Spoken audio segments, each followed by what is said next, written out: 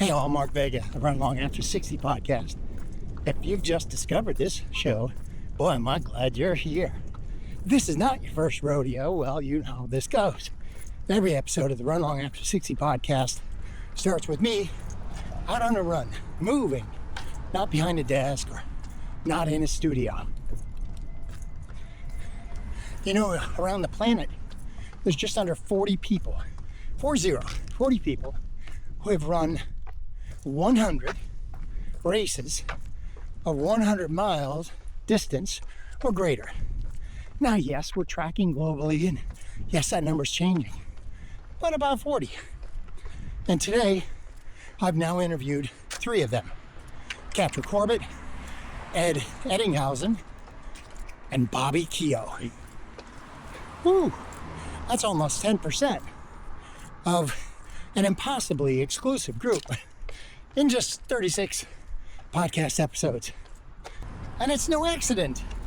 I've been searching for people who do really hard things, almost impossible things, at any age.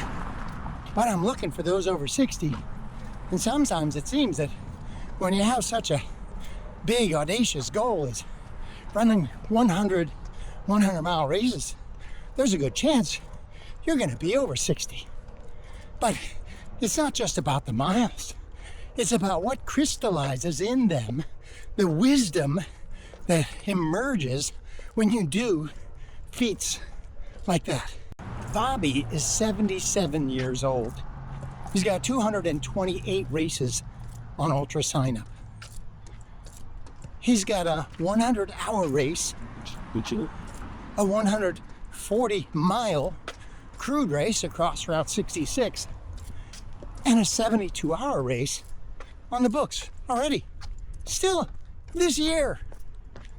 And when you sit with him for 2.5 hours, you find someone who's completely unhurried, deliberate, wise, full of laughter. He has seen this sport transform from a handful of obsessives to a global industry.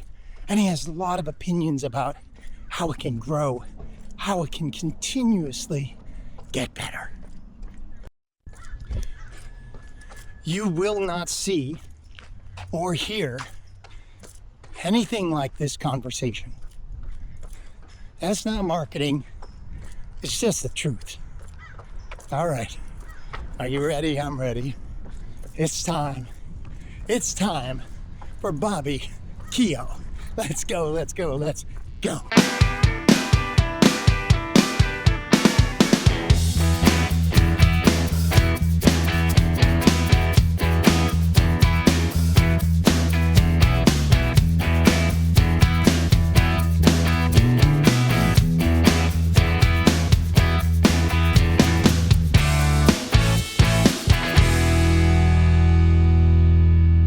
Welcome to another episode of the Run Long After 60 podcast. I'm Mark Vega.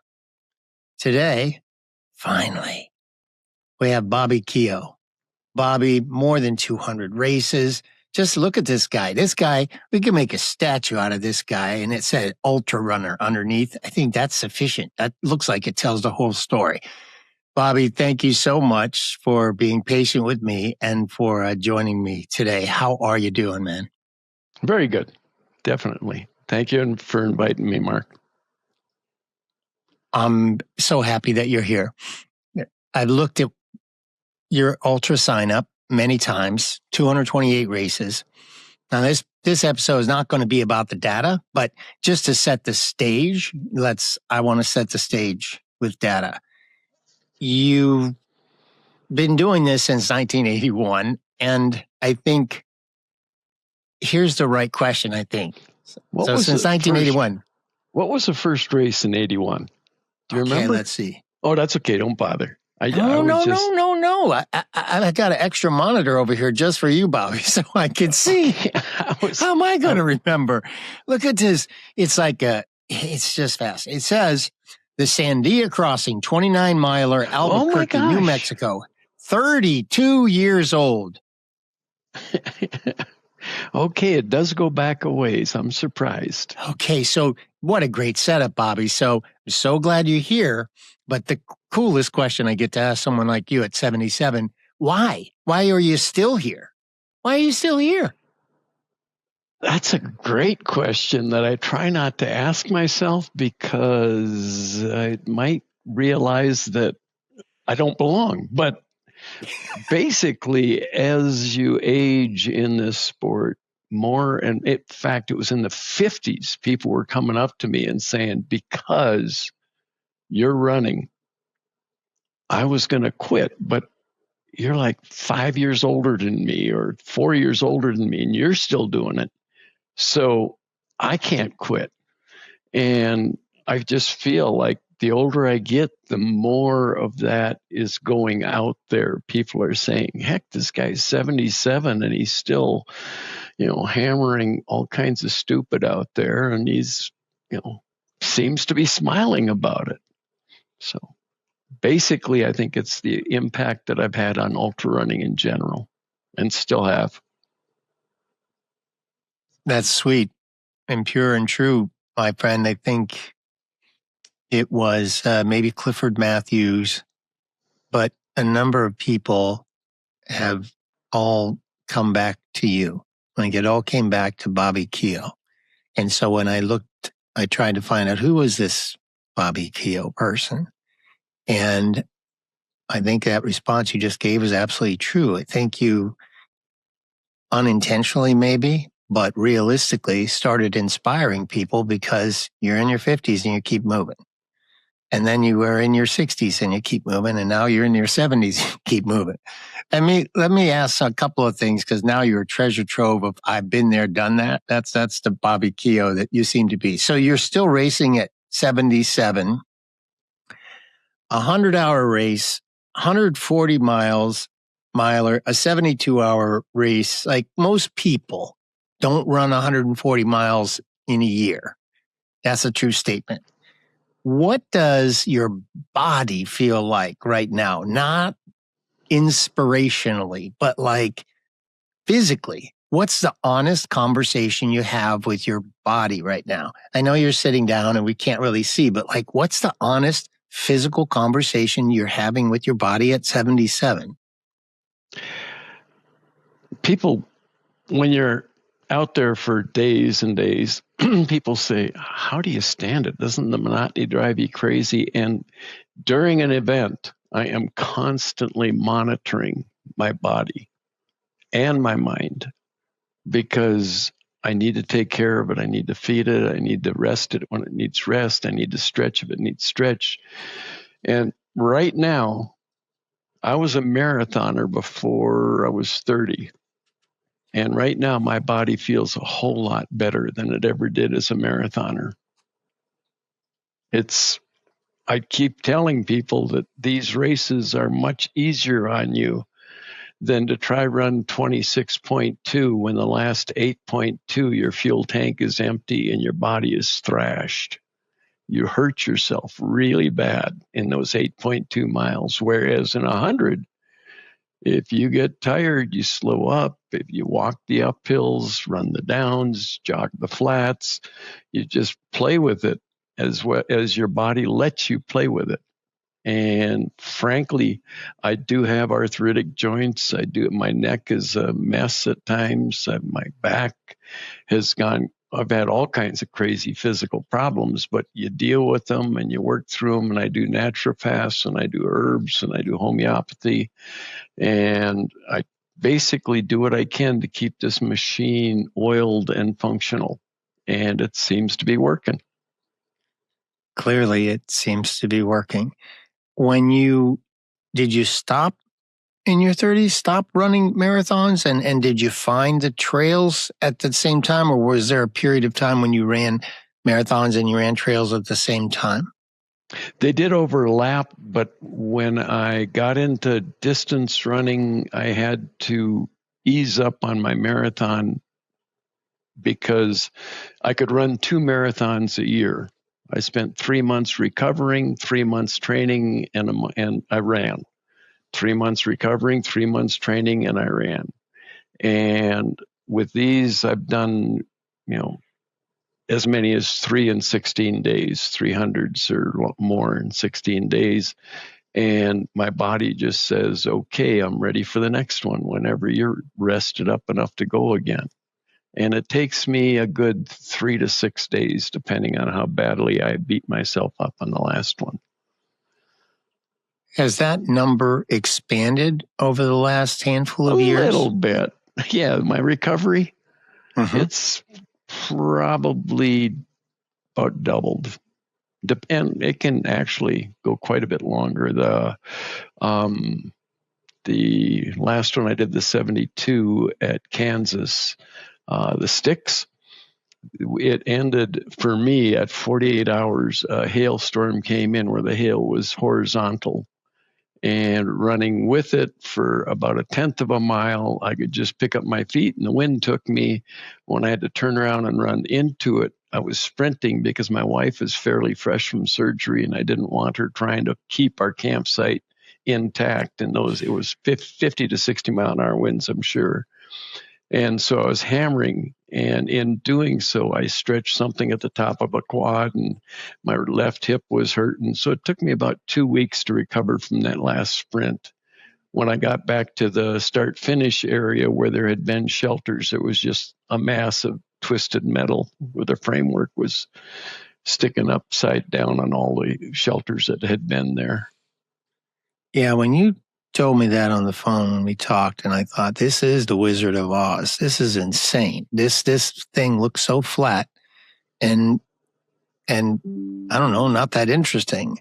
But sometimes it's not, clearly it's not the hills that just make it interesting. I can't imagine, Mother Nature deciding to go horizontal rain, and then you imagined your wife out there like with the tents blowing all over the place. So did you finished it? Did you finish? You finished. No, obviously. I quit 24 hours early. When I got back, we had an inch of water in our tent. All my running gear was soaked. Our sleeping gear was soaked. When we were sitting in the truck, I was looking for a blanket or a jacket or something I could put into the window when the hailstones busted the glass, because it sounded like we were going to be in a busted up truck too.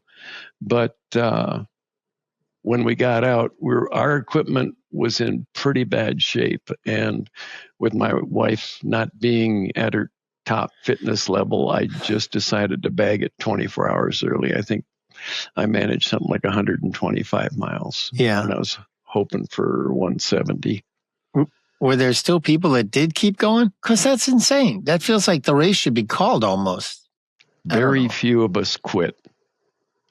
Most of them finished. Yeah.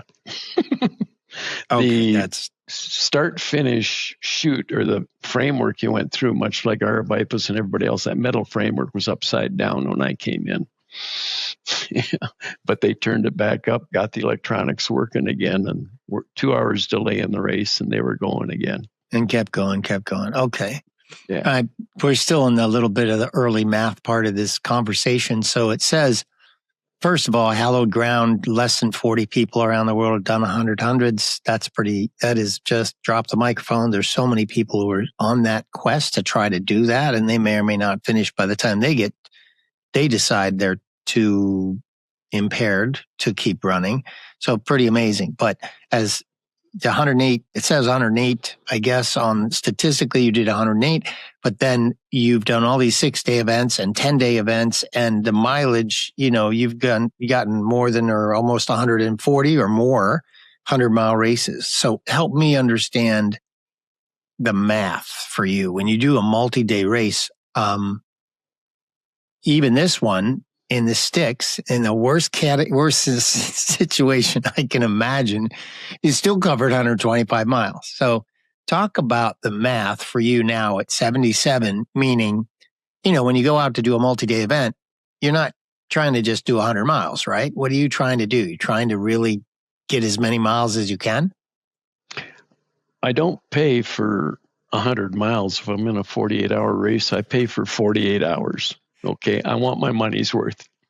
So I am going to do what it takes to get where I can. And my first 3 48-hour events, 3 and 4 years ago, I made the podium because people quit at 100 miles. And so I went into mile 99 in maybe 14th place and came out at mile 103 in 3rd place. And people would look, and there was invariably somebody there would say, I quit at 100 miles, but this guy is twice my age and he's still out there. I think I can catch him. And the next thing I knew, I'm trying to stay ahead of 4th place for the last, 6 hours or 8 hours or whatever. And it's kind of fun. That keeps it exciting, right? I mean, it gets me nervous. The very few times I've been out front like that, I'm like, really? Imagine being a front runner all your life and having to deal with this instead of just chatting with people and enjoying the race. I love that. I love that. And when I look, because we have this treasure trove of you and experiences, so you did across the years 8,000 times, or at least 6 or 7 times, 6-day format, 10-day formats. You did 6 days in the dome, 48 hours. You do 48-hour races all the time. At some point, did you consciously shift to doing fixed time formats? And when did that happen and why? In my early days, when I was still able to run, I would look at the concept of being out there for 6 days on a 1-mile loop and think, oh my God, that's got to be the most boring thing on the planet. Right. How do you do it? I don't know. Hateful. And I think it was maybe the first time I went to across the years, my nephew was getting married and I wanted to get to the wedding. So I signed up for 3 days just to see what it was like. And this might have been, 12, 13 years ago. And I got out there and I was laying down miles thinking, and this is kind of weird. I'm, just here. And as I got to know people over the 3 days, it became more like family than competition or runners out there running. So I was like, this ain't so bad. I mean, I'm getting older and finishing Leadville and Western States are becoming much more difficult. And less fun. And I think I'll have to look more closely at this. So I picked up the Arizona 6-day and it was super low key. I think I placed 3rd overall my first year in it and 2nd the next couple. Then I won 4 in a row. And I was like, this is a small, low-key race. But in between laps, I might be setting up the aid station so that people weren't in the cold wind at night and helping them with food. And then I go back out and do a bunch of laps and come back in. And I really got to realizing that multi-hour, multi-day events are family events. And the run just took on a whole different picture. I would dearly love to be able to go back and finish 100-mile hundreds in the mountains. But, the clock is ticking against me.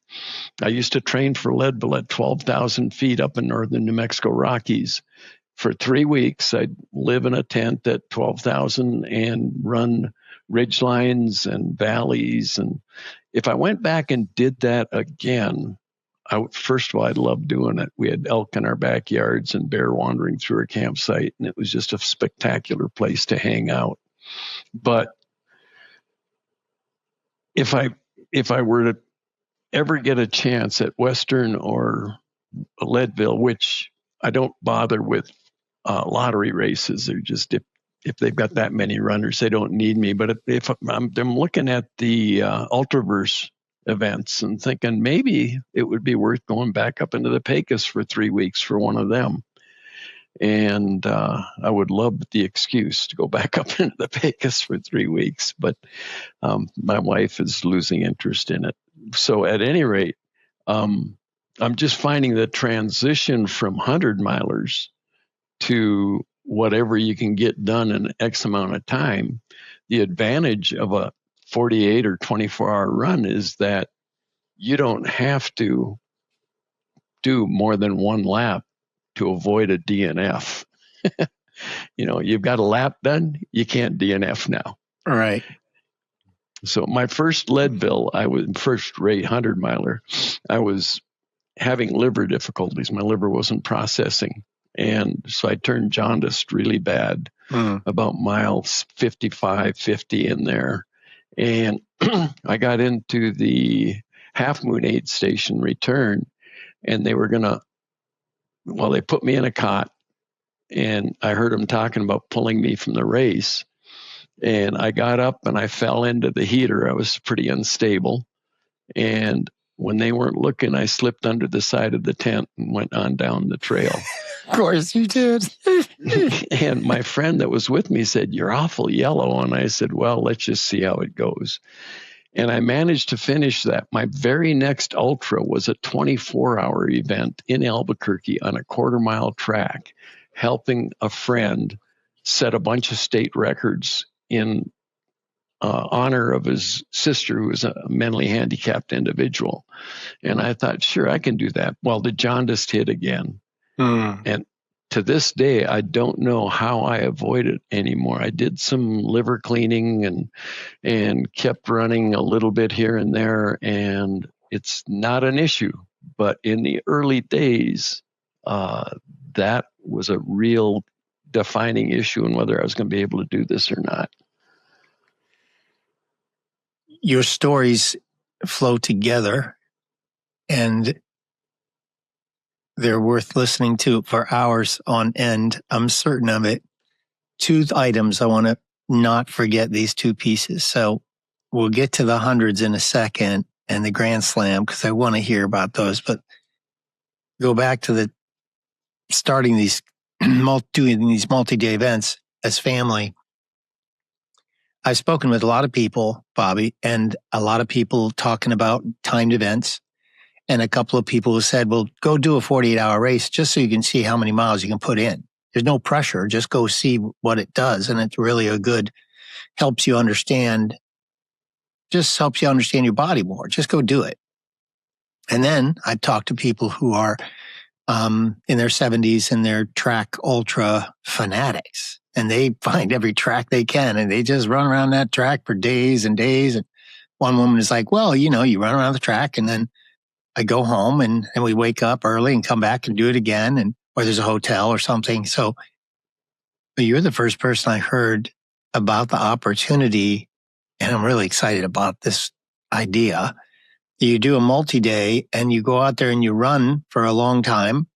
And then you're at the aid station and you work for a long time. You volunteer for a while, right? You get your air back. You get to cheer people on, and you see people who are out on the course, and now you're handing them quesadillas, and then you feel like you're ready to get back out again, and you go again. I never thought about it that way, Bobby. That's me. That is 100% me. I never even thought of it that way. So when you pick a multi-day event, and I know you've done many, and we had conversation about across the years in the past, and we'll get to that too. But are there some multi-day events that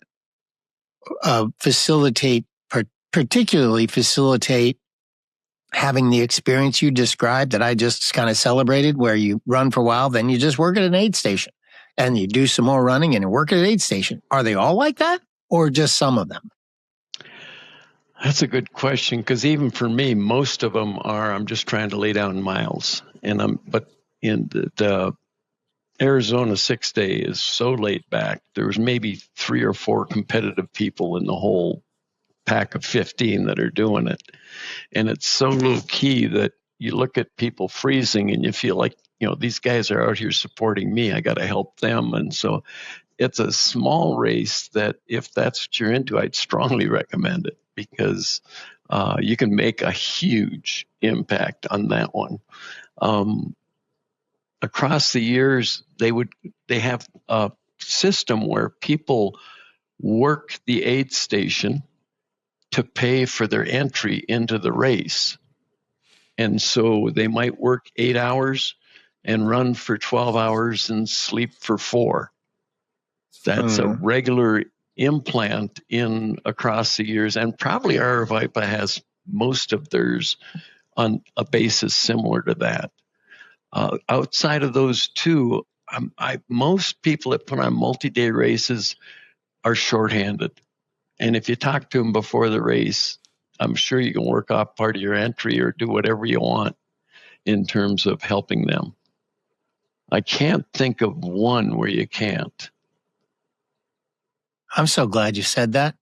I've had these conversations like this in the past. It just never hit me that, of course you could. Of course you could. Well, of course. Yeah. Just talk to people. No one's going to say no. You know, can I help gather? Can I help pick up the trash for a minute for 2 hours? Can I get people blankets and pillows? Can I, make quesadilla? Whatever it is. Yeah, it's a good idea. All right. We're still in the data piece. No, we can't avoid seeing someone with this many races. You did the Grand Slam at least twice, right? That's all the big ones, all the most famous ones, the hardest ones, Western states, Vermont, Leadville, Wasatch, back to back, 2 years in a row. When you did that, what was that era of your running life? Early on, when I first started, there was maybe 2,800 milers in the U.S. Of them, the five of the oldest, doing 4 of them, what constituted the slam. I think when Old Dominion took a year off, they fell out of that category. Now I believe it has to be Vermont. And I think I did both of them in 1 year on my slam. And each of those races, you really feel like you're in some sort of hall of history in terms of ultra running. Western states I am least fond of all of them. The other 4 are amazing. Old Dominion, how many times can you say you've had rattlers within a foot of your leg 3 or 4 different times on the course, buzzing away? 3 or 4 different times. Oh my God. Yeah, okay. You survived it. It's like each one of them has its own face, has its own people. East Coast, West Coast runners don't cross over enough, I guess. Vermont is probably, of the 4 of them, 5 of them, it's probably the one that I like the best because of the covered bridges and the aid station where a little 5-year-old girl was bringing out empty or old used soda bottles full of water and setting them on a card table, and you just poured from her bottle into yours. And it was just one of those runs that you really, and there was the people on horseback that were racing with you were extremely courteous, which I'd never experienced running with horses before. It was just, the whole thing was, you almost felt like you'd gone back into early America somewhere. And so in terms of putting the years that I slammed, the first person to cross the line at Wasatch was the winner of the Grand Slam. So you may start with 34 to 48 people at the beginning that are trying to do the slam in the early part of the summer. And by Wasatch, there might be 14 of us left at finish. And the 2 years I went, Ann Trayson wasn't there. Tim Twitmeyer wasn't there. None of the big ones were there. So I was the first one to cross the line at Wasatch in both of them. And I was like, I didn't realize that until 4 years later that I'd actually won the Grand Slam. And I was like, holy cow. But nowadays it's accumulated hours over the 4 runs you do that determines winner. And I don't know that would have been a whole lot different. But I found while I was doing the slam that 3 weeks was more than enough time to recover from one and train up for the next. In fact, I gained a lot of time because in recovery, I could do my projects, I could do my stuff I was teaching at the time. I had a lot more time on my hands than if, say, I was doing one every 6 or 8 weeks. You'd have to train more to stay in shape for them. But here I'd do a couple 6-milers and bang, I'm in the next race. And Wow. it just took a little bit to work the stiffness out and get your joints working again. And 3 weeks seemed to be the perfect time between 100-milers. And ever since then, I've wished I had, the ability to do one every 3 weeks. But there's a time factor, there's money, there's all kinds of issues. I don't have the calendar pulled up, but how long did that last? Was that a 2-year stretch, a 3-year, 5-year? How long? Oh, did just that during the slams? 4 or 5 Okay. slam. Yeah. Okay. Yeah. At one point in my life, I'd seen guys like Hans-Dieter Weishauer. If you can ever get a hold of him, he was the original wild man of ultrarunning. And of course, Monica Schultz from Canada. Those two were my models to model after. Hans had the record for number of hundreds in a year. When there was 28, I think he ran 25. And come on. The Canadian, what was her name? Monica. She the next year broke his record, and hers stood for about 10 years, I think, 25 or 26. And the two of them were just brilliant people that were doing something none of us were even imagining. So they convinced me that, you can. So I wanted to try 3 in 3 weekends because of their model. And I did Leadville, went out to Cascade Crest in Washington, did it. And the third weekend, I couldn't afford the time or money for another run, being a teacher. So I started Friday night and did 4 crossings in the Sandia Mountains on the east side of Albuquerque, which was 108 miles on my own. And the first crossing, I carried a backpack from the beginning to about 7 miles in and hung it in a tree. And then I grabbed one halfway through and hung it in a tree. So I ended up with 5 aid stations going across each time. And I've not known anybody else to do more than 2 crossings consecutively. I do know that somebody tried repeating what I had done, and on his third crossing, he gave up with 2.5 because the cougar in the middle section were bothering him too much. He didn't, but the 7 miles between the 2 peaks, South Peak, North Peak, and the Sandias, is a wildest section of trail I've ever been on. The bear, the rattlesnakes, the cougar are thick and not necessarily used to people, so they aren't quite sure what to think of you. And I've had some interesting experiences. I bet, man. What do you mean what they thought of you? They just had to size you up to see if you were something that they would feel good to have inside their belly. That's what they were thinking. Especially in the middle of the night. Come on. I love running up there without a flashlight. So you can feel trail with your feet, and if you pick them up good, you'll miss the rocks and the roots. And one night I was doing that, no flashlight anywhere near me, and I smelt the cougar in front of me. I figured I had a 25-mile-an-hour crosswind. So to smell like cat, it had to be within 15 feet of me. And I heard it walking around me, and I just faced it because they like hitting you from behind. And ever since then, I have a headlamp backwards because I don't mind one coming at me from the front, but I don't want to get hit from behind. And that's their mode of attack. So if you spent a lot of time in the Sandias in that same spot, this was like, do you go up there a lot, or have you gone up there a lot? In my lifetime, I've probably been through that section over 1,000 times. Okay. So, they remember your smell. So by the time you get there the 5th or 6th time, then you might be competition, but eventually they're only going to come after you if they're that hungry. Wow. Well, it's really hard to say because they've collared cats up there and found their range to be like 150 to 200 miles.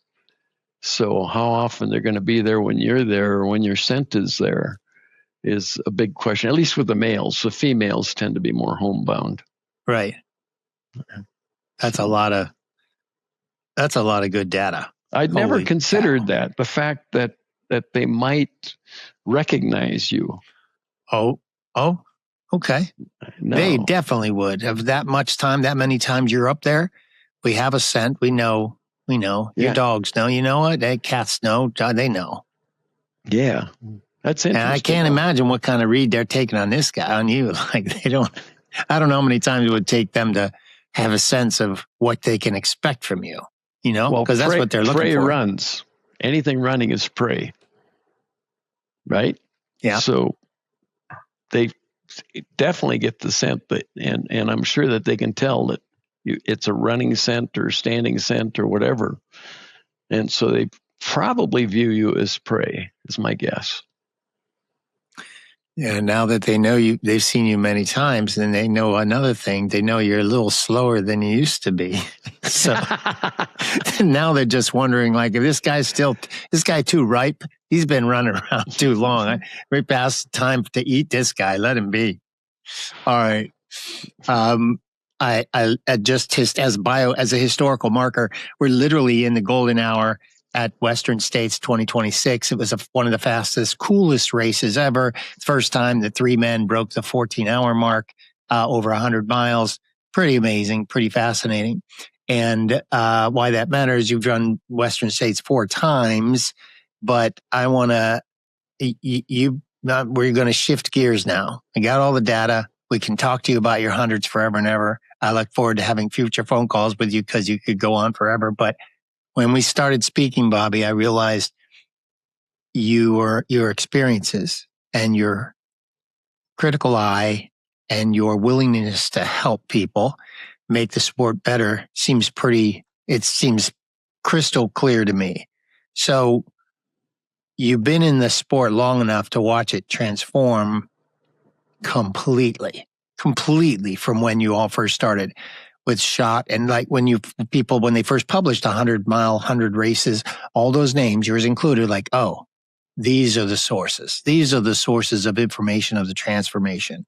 And that's why I'm really excited to speak with you. And you've been race directors, creating something from scratch. If you were going to make one today, if you're going to create a race today from scratch, and not to make money, but to do it right, what might it look like today? Like it's happening in your backyard. I would make the aid stations like the original Leadville aid stations. In the early days, you had to do 3 S-turns to get through all the tables in the aid station.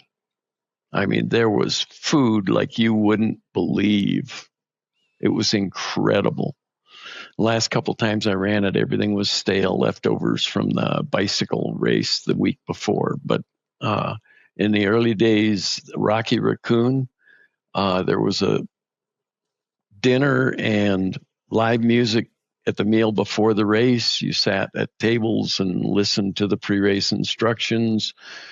At the finish line, there was a pancake breakfast for anybody, spectators, crew, the works. Ultraverse has a comparable feeling, but nothing like those two. They were pretty special. I would be treating runners like family, taking care of them, feeding them. The race course would have a blend of runnable and not runnable sections. There would be a chance to encounter wildlife of different sorts, although with that many people out there, you're typically not going to see much. It would probably be a point-to-point or a loop. The one I was putting together in the Gila Wilderness was a point-to-point. Anything that you have to track 2 or 3 or 4 loops gets a little difficult if you're doing a 100-miler. So basically, it would have a down-home feel to it. And yet, you would feel like there's sleep tents if you need them. There's aid stations with qualified medical people. You're being taken care of. Would a loop course facilitate that more easily, more effectively, efficiently, compared to a point to point? Because in a point to point, right, each one of those aid stations would have to be equipped. There's no comparison. On a loop course, you can set up a castle. Whereas if you're horse packing everything into an aid station, the run I did in Italy, 7 of the aid stations in the first 124 miles had been helicoptered in. They were so remote. No, you can't set up a miraculous aid station if you've got to bring it in a distance without vehicles. And even if you're bringing it in with vehicles, it's not as easy to set everything up like our Avipa's got a kitchen, refrigerators, stoves, the works. That's so much easier to accomplish if you've only got one aid station. Right. I think the fact that you led with food and comfort and describing the Leadville, when you said S, I literally am in my head. I'm like, what could be talking about? But literally you're walking past a gauntlet of food and fuel. Yes. Right? That's okay. Tables full of food. And you look at it and it's like, I can't eat it all, but you load your hands up, load your pack up. And it was really nice, but there might be as much as, I forget now, Hope Pass is at least 10, 12 miles between aid stations. So you're going to be climbing, you're going to be needing a little extra fuel. We got to realizing after my third or fourth 100-miler that these are dynathons. You don't eat and then run. You eat and run and eat and run and eat and run, because you can't put a lot in your stomach, but you've got to keep something there. So it's a nonstop dining experience. You've watched the fueling transformation happen too. So decades ago, we have to feed people or they're not going to be able to make it. And so we're feeding them real food. We've got potatoes and probably meat and some things. I'm not even sure if you remember, like 30 years ago, we're loading up with real food. And now, not so much. A little bit of real food, but there's a whole lot of product out there that we're consuming now that's manufactured for us for this purpose. Right? Very, very true. As a runner, do you still eat as much, real food as possible, or do you fuel with other things now? Both. I'm vegan, so it's been 50 years. I haven't been able to eat most of what's in the aid station. I got to go through and kind of sort through. As it's gone to packaged food, I can eat more, and I do find that typically at home, we bake our own bread. It's full of seeds and nuts and stuff, but I can't race on that kind of bread. The store-bought whole wheat or even white breads work better for me because they digest quicker and fuel me quicker, and they're less trouble in my stomach. Initially, when I was faster, nausea was a constant issue. Every race I did, I had to deal with nausea. Now I'm old and slow. It's gotten easier. I can eat more. I can vary my diet more. And I cheat on my veganism to stay alive on the trail. I mean, cheese quesadillas and egg sandwiches are pretty amazing when you've never had them before. I need different food almost every race. In some way, it's got to change, because if I had a bad stomach or I was tired or exhausted, what I was eating at that point in time has bad memories for me. So I got to find something different. It becomes a real challenge to stay fed. Right. Yeah. If you're staying vegan, and dairy's one thing, but to have eggs after not having eggs for a while, I bet that hits you like a bolt. It's like, woo-hoo! It's amazing. And coffee. I drink coffee maybe every 5 days to 5 weeks because I don't like being addicted to anything. But if I'm not wanting to sleep yet and it's 2:00 in the morning, a half a cup of coffee will send me on to sunrise. I don't do a lot of coffee or sugar or anything like that, because the pickup you get is followed by something I don't like.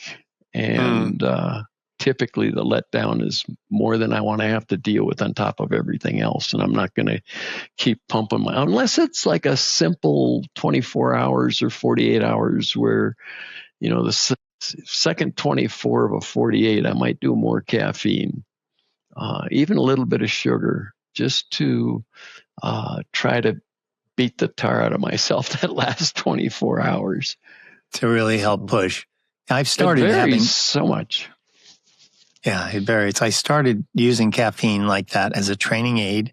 Never even thought of that before, but now I kind of started to do that because my hydration product, was available now in caffeine. I'm like, oh, that's an interesting thing. How does that work? So I've tried that. And I don't eat sugar either at all, really, except I eat gels. So when I'm eating carbs, when I'm on a race and I'm using a fueling product and it's got sugar in it for sure. So it's different than eating, watermelon and fruit or something, but not too different. Still sugar. Aside from the building of the perfect race,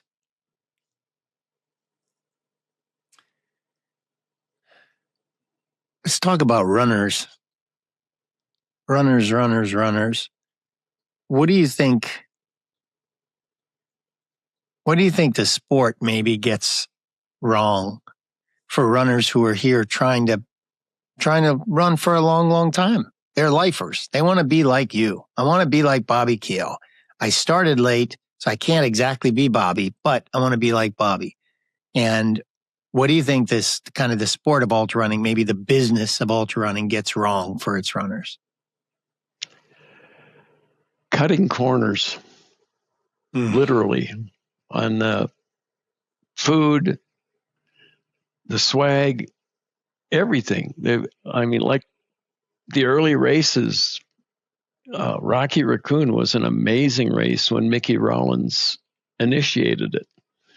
Joe Persaitis is a good friend of mine, and I appreciate him, and he puts on a good run, but he cut the spaghetti, he cut the entertainment, he even took the chairs away from the pre-race meal. So you're standing there listening to him thank all of his sponsors while, you're going to be running 100 miles tomorrow, and, you have to park 4 miles away, walk to the pre-race meeting, and there's no food, there's nothing to nourish you, and just stand there and listen to different speakers. And it's like, fortunately, I'd done it enough that I'd go sit off somewhere and pretend I was not worried about anything. Just the corners that are cut today and simplification. A loop course is so much easier than point to point or out and back, or out and back's easier than point to point. And they keep trying to make races easier to put on. I really appreciate the people who work hard to make a race happen. The last Ultraverse run I did in Kansas, he had gone out and filled all the gopher holes. Little things like that make a difference. It was in an old cow pasture. The whole trail was tilted. If you're running along the contour line, you're still, one foot was hitting lower than the other. I hated that about it. But he had mowed the pasture and then filled all the gopher holes, and he did things to make it more convenient or safer for you. Yeah. And that course was flat and it just looked like impossible, but I never thought of course, filling gopher holes would be huge for that. But you're a little, feels like maybe a little bit, Bobby's like conflating something, because cutting corners, no good. Cutting corners is like because it's too expensive, or it's too, you're reducing comfort and an experience in order to just make the deal happen, right? Make the race, put on the race. So there's some level of cutting corners no good, but making it more convenient to run the race is one thing. Making it more convenient and then loading up on food and loading up on entertainment. Like, right? There's two different things to look at. And because you led with food, describing what's the perfect race, is there some formula that we can imagine race companies doing today, saying, well, it is less expensive to do an out and back. And so we're going to do an out and back, but boy, we're going to make that out and back the most enjoyable thing you've ever imagined.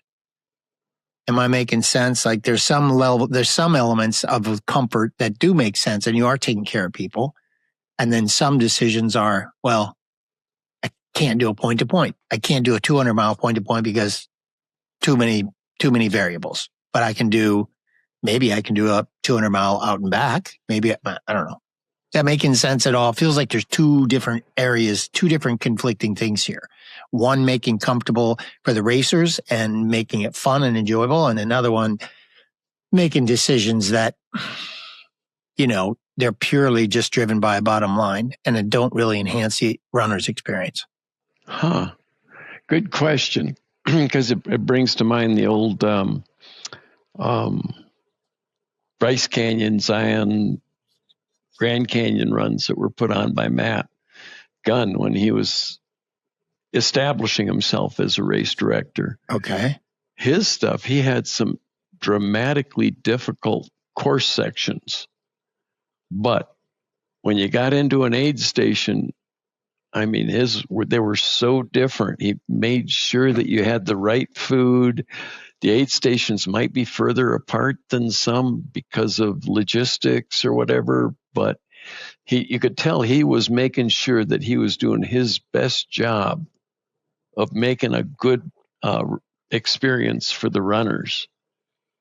And I won't say any names, but there's other races where you go there and you look around and it's like, the aid station might have chips and water, or you go through it and immediately you start feeling a real kind of uncertainty within you, whether somebody really cares about you or they wanted that entry fee. I just look at the different levels of race and think, if a person can make mistakes, if they're new to the sport and really don't know how to put one on, but those mistakes shouldn't be life-threatening. I won't say any names, won't say any race locations, but fairly recently I was in a run where the temperatures went. I actually have experienced a few runs where temperatures skyrocket.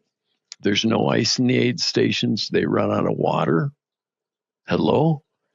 This is super dangerous, and nobody seems to be doing anything about it, even though there's the potential to be able to do something about it. They haven't prepped for the eventuality of 95, 100-degree temps. And as a result, now we have runners leaving aid stations dehydrated or hot, overheating. There was one event where the last 10 miles, 8 miles, I climbed up to a peat ridge and there were people dry heaving on the side of the trail, and I'd talk to them a little bit and find out that they were dehydrated. And I'd say, but you've got half a water bottle there. And they said, but I want to save it. I said, you drink that half and I've got enough. I can refill it halfway for you. And literally I helped 6 runners who were in pretty serious heat exhaustion. And prior to that, I'd come across a runner who was in heat stroke. And Jesus. him, I moved to the side into the shade, moved his stuff in with him. He already had somebody going to get help for him, but it was just one of those events where you come to, and then I thought the finish line was where that had been for 3 years. And so I'm helping these people, looking at my watch, and finally I look around and everybody I've helped has gone by me. They're on their way to the finish line. And the last guy that I'm helping is going to make it too. And so I take off and say, it's time for me. I've got like probably 10 to 15 minutes to spare here. And I get to where the finish line had been, and there was no finish line. They had moved it down the road. I think it was 1.5 miles. Oh, And I said, it's hot enough. I'm not going to die just to finish this race. And I started power walking up the first hill on a gravel road. They'd moved it down a gravel road for some reason. And got to the top of the hill and said, to hell, you ain't going to die. And I kicked myself. And I think I finished with something like 30 seconds to spare. And at 100, there's no excuse for the fact that there were so many people in trouble. And that particular 100 and others, they repeat. The following year, they haven't learned their lesson. There's still no ice. There's still no water. It's a little bit frustrating because they've got a great race otherwise, but there's some serious, health issues. is that Brazos Bend? No. Okay. You did that a couple of times. You did. No, you did. Oh, yeah. I think... No, Brazos was hot, but they took care of you at the aid stations. In fact, they packed me in ice. There's no... Yeah, I agree that it's... I think there's liability issues. I'm a lawyer, and so I've read those release documents when you sign up for a race, waiver documents. I've written those waiver and release documents. And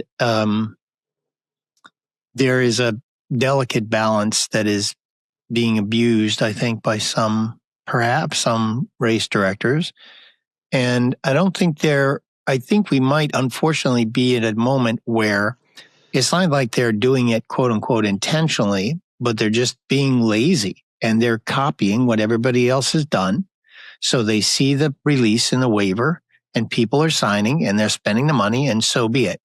But I agree with you that doesn't make me angry at the moment. It makes me sad. You've been doing it enough time that it could piss you off. You've seen it so many times, like, this is ridiculous.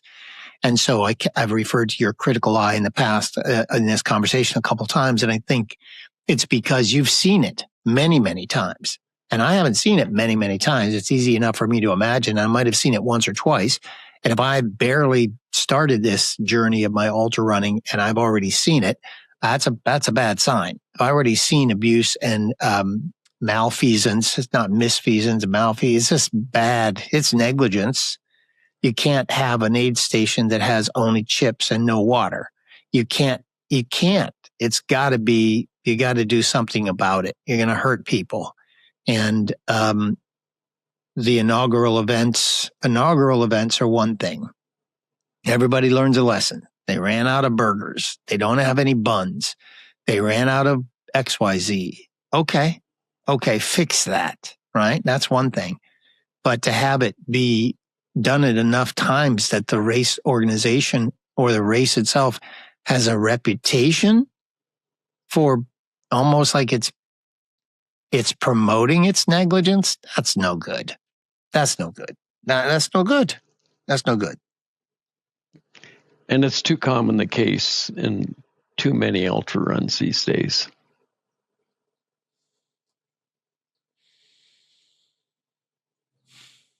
How about for the races that involve local communities? You've done like the Route 66, almost like Cocodona too, I suppose, where you run through some local areas. And you've crewed Route 66 and you ran it rather as a crewed runner. And then you've also done Hardrock, the complete remote. What's it like when you feel that a local community is genuinely a part of the experience versus just running through their backyard? Do you feel that? Do you know races where you feel like, wow, this community is here for this race? Very much so. Yeah, I can't really say that it's always, many, many communities that you run through have no idea what's happening while these runners. But the ones that Leadville was a prime example in the early days. The Leadville race literally put that town back on its feet after all the mines had shut down, and it was literally going into ghost town mode. Ken Klauber and Marilee O'Neill put together a race that the whole community was out on the course. I mean, they all took part. That's why they created it, right? That was by its design, right? Exactly. And that race was wonderful in the early years. I really loved that community. I loved being there. Ken and Marilee were like family with us. It was just a really good experience. We even go and take part in their 4th of July parade where the Leadville runners would have their own little part of the parade. And that's amazing. It was a great experience. But as soon as you commercialize, you lose that. And with people forgetting that the ultra sports have made their town viable again, they get frustrated with people parking on their lawns, and you understand both sides of that issue, and you say, okay, Leadville isn't the hometown feel it used to be. And old Victorian houses that were literally paint peeling, falling down are now, $1 million homes. It's a different world, and it didn't feel as good anymore the last few times I did it. Yeah, anytime I go into a community where you just feel like you're kind of in the way, people are honking at runners, and it's just, you do feel a difference. It makes a huge difference for me to be actually welcome in a community. I would love, in 2026 at 62, I would love the opportunity to be able to feel that feeling you're describing of what it would be like when they started these races and the community found it fresh and exciting and interesting. But I'm afraid that time may have passed. Maybe I'll find an inaugural event sometime where that they're trying to recreate that, right? I don't know. It might have passed. When you do multi-day events like across the years and at a it's just a loop course. It's all well maintained. It's just a spot. There is, in my mind, there is a level of, well, we're not destroying anything. It's not like we're destroying the wilderness. But you gave me some insights like, no, it's not true. Even on a loop course, especially if you had 1,000 people doing it over a week's worth of time, I bet that human footprint is ugly. I mean, they do not, even though they might pay a penalty to lease the space over a week or however it works. We destroy things. We're human beings, man. We destroy things. And after almost 50 years of running in the desert and canyon and mountain and grassland everywhere,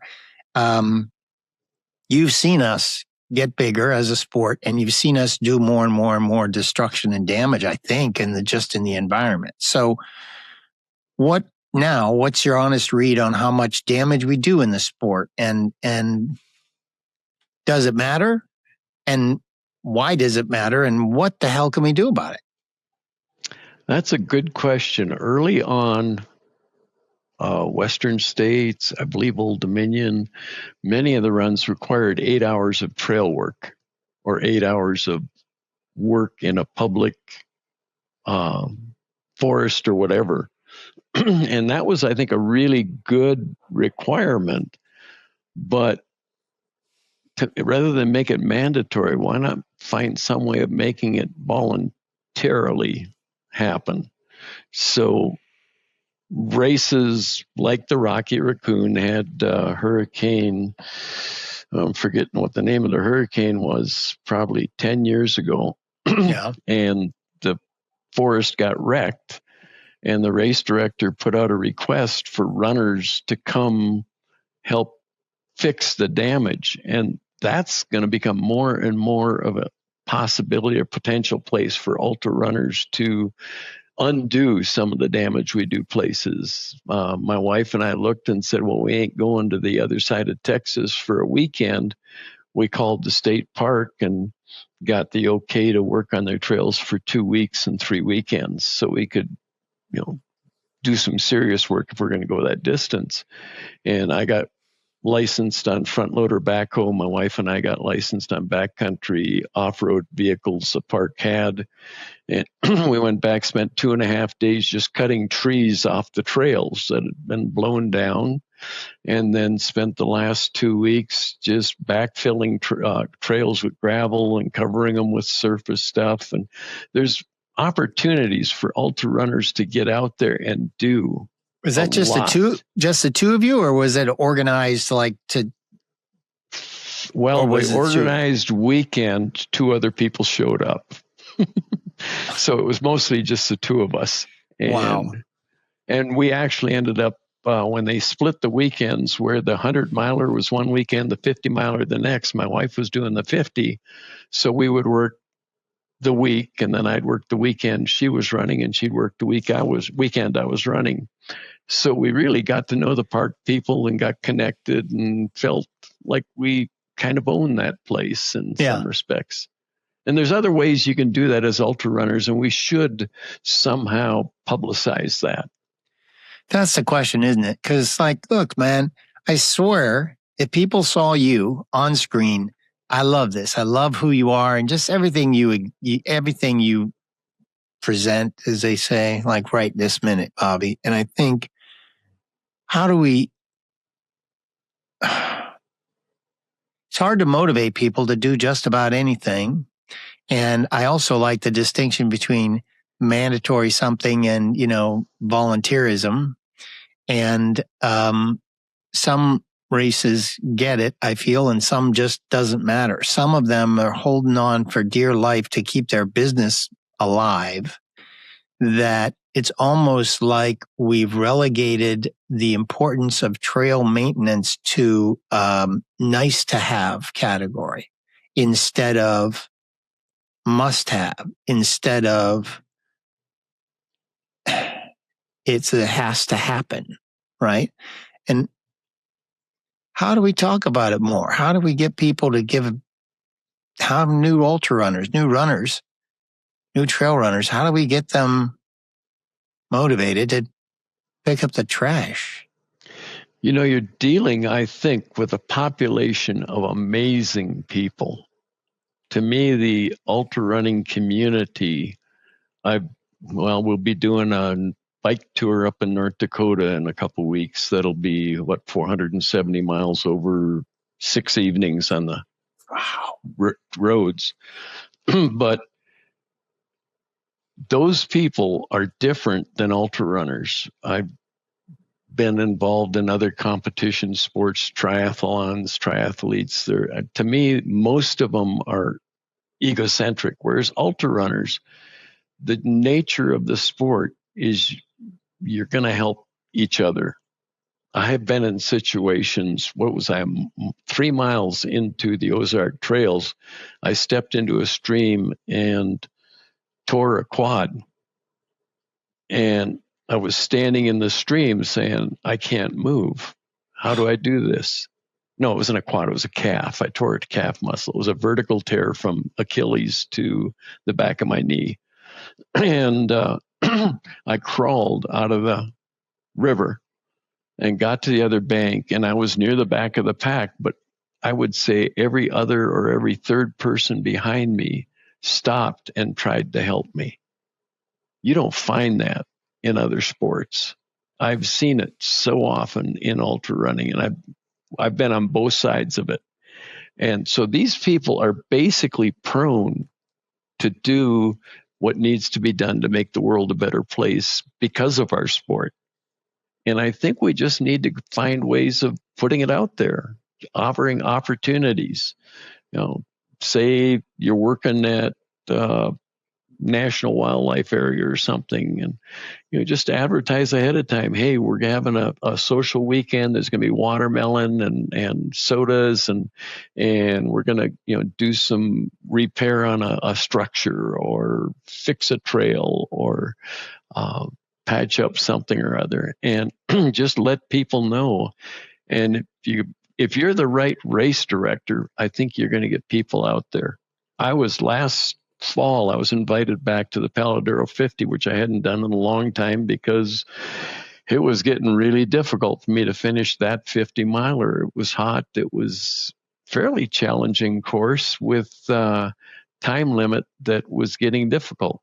But they really wanted me back. So I went back for a 50K last fall, and come to find out she has nobody helping her with the trails. And what I need to do now is, before this fall, let her know Diana and I are licensed on these pieces of equipment, and we can spend a week, we can spend 2 weeks, just give us a campsite and put up with us for the time we're there, and we'll do what we can to fix trails. But she needs to find some way of putting the word out there, because she does put on a good race. Again, it's gone both ways, and I quit because I didn't like the way it was going for a while, but now it's like time to maybe go back to that one. Do you think this can only happen when it's a small race company, a local, like, it feels like the small races who start with good intentions and good hearts, and they want to make the decisions right. They're made painfully aware of what it looks like to have this as a business. But I think they go all in and they invest a lot of time, energy, and effort, and they pull it off. They start a machine. They start the race, start a race or 2 or 3. But I think without a steady stream of volunteers and a willingness to participate, I don't see how those perfect races that you first described, like, I don't even know how they pull that off.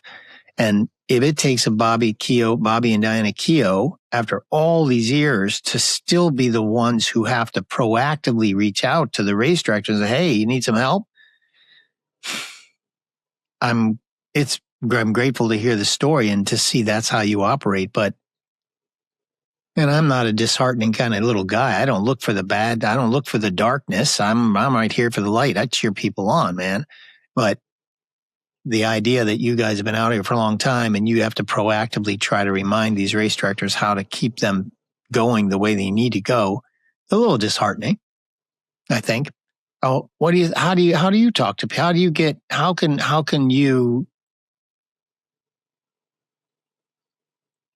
I know you reach out individually, and that's what you're doing. Maybe that's all the best we can do. We just reach out to who we know and help out how we can, right? But I have the sense that there might be some sense of entitlement. That's where I was getting to. I love the idea of trail running and ultrarunners and trail runners. And the good-hearted, good-spirited, spirited people that are the core of what I understand to be ultra running.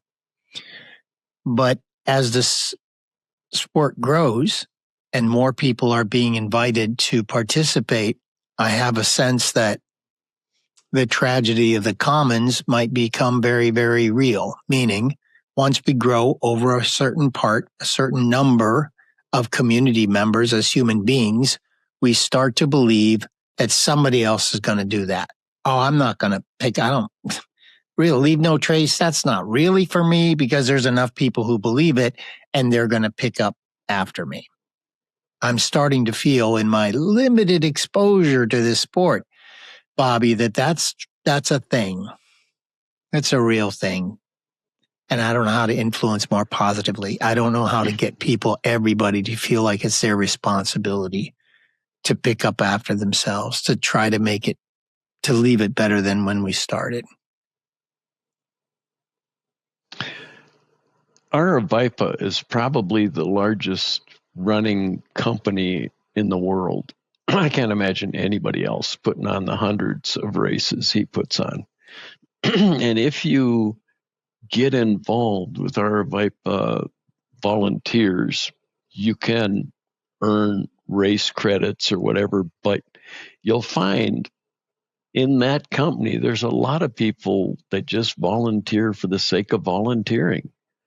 And somehow he has made that happen. But most of your volunteerism there is basically setting up and tearing down races. But it's a community on a large scale that people get to know each other, want to go spend an extra day with their friends, setting up tents or something. They've done it on a large scale. It's, I think, easier on a small scale. Somewhere in between, it's not maybe happening as much as it could be, but basically, I'll repeat, the people in this sport are awesome people. And we stand a really good chance if we found some way of just inviting them out to get them to go out and undo some of the damage we do in different places. The other side of that, I know in New Mexico, we have the Continental Divide Trail comes through here.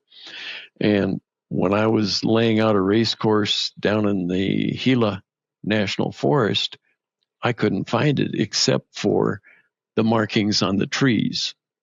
There was no trail. All you had was, where's the next tree? Where's the next marking?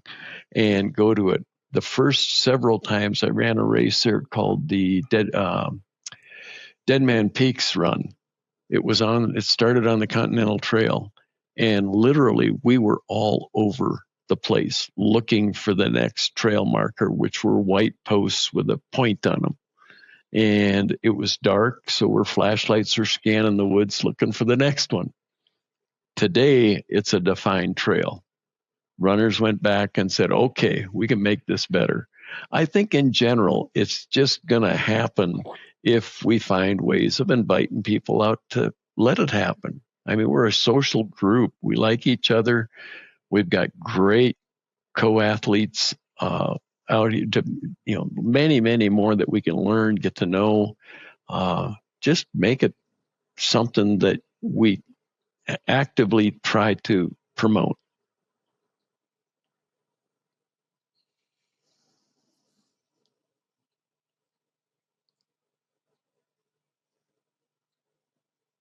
I feel like the will is there. We just need to find the way. And the way is mostly communication, is my guess. I think you're right about that. I think often the way media has changed, and you've seen that transformation happen too, we're able to speak about races now and connect with each other now because of our phones and our devices a lot easier than the past. And I'm only aware of race companies now, not just from Ultrarunning magazine anymore, but from social media. And I see notices on a race about a thing. And, oh, look, these vets put on this thing. Oh, that's interesting. Oh, this group of people. Oh, that sounds cool. Where's it at? What are they doing? So runners are trying to stay engaged and stay involved. And that's fun. I like that part. And I feel sometimes when we're trampling upon what we know is not going to happen is if there are new trails that are found and created and made into trail runs, the trails or the mountains have always existed, and we're transforming them into something to serve our purposes, right, as runners or whatever. And as we get more the sport grows and grows and grows, I just have to trust and have some faith in people that, maybe they will be more mindful. And maybe. I had an experience recently where I went on some delicate trails in Malibu, beautiful, beautiful coastline. I mean, it's beautiful. And I picked up trash after a race, a 5-mile section, and I realized that it wasn't just gel wrappers. Maybe the racers, the runners that I was affiliated with, maybe they just left a couple wrappers. I picked those up. But it was the most eye-opening and experience I'd had in a long time, Bobby, where I had this giant 10-pound bag of oranges, right? Dumped out the oranges. I took the bag and only covered a 5-mile stretch of trail. And that bag got jam packed with just trash, the flotsam and jetsam of humanity. And basically I picked up every man-made, napkin and material and trash that I saw on the trail. And off the trail by no more than, I don't know, 5 feet, 10 feet. So I wasn't going off. I was just right there where we all are. And in this little 5-mile stretch of trail, that whole bag got jam packed, and trash hadn't been sitting there for years. It had just been there not too long. And that was a transformative experience for me. I wasn't thinking about that. So now I'm thinking about it a lot. And even, like, say, across the years, when you go to a loop course, you've seen them now a bunch of times, right? There's some race directors, I'm guessing, that do a pretty good job, and they try to clean up after themselves, right? Seems like it would be easier to do on a race like across the years, where a loop course, because there's a lot of humans all in one spot, and people are going to have a job to try to make it clean by the time they leave. Is that true in general, you think? Well, first of all, it sounds like most of the trash you picked up wasn't from the runners. Some, but yeah, not all, for sure. No. And my experience is that in general, I feel like there's a slight uptick of runner-created trash out there. And I don't know. Typically, there's someone like you assigned in each of the races to go out and make sure that the race doesn't leave its mark. And that's really important.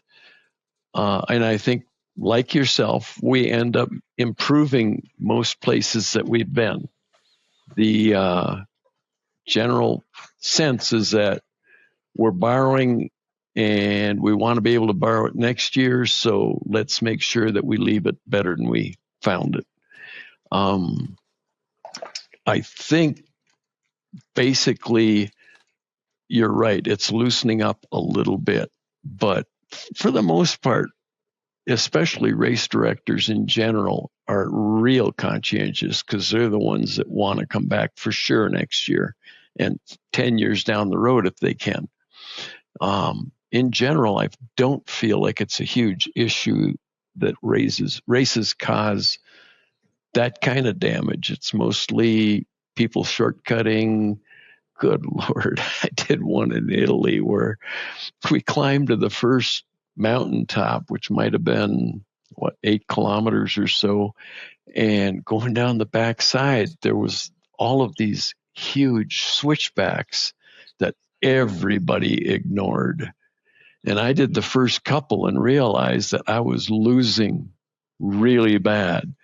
And I ended up shortcutting because it was just the way to do it. But the places I shortcut wasn't where somebody else had been. I didn't want to create cross trails. But it was incredible. I looked around. I'd never seen anything like it.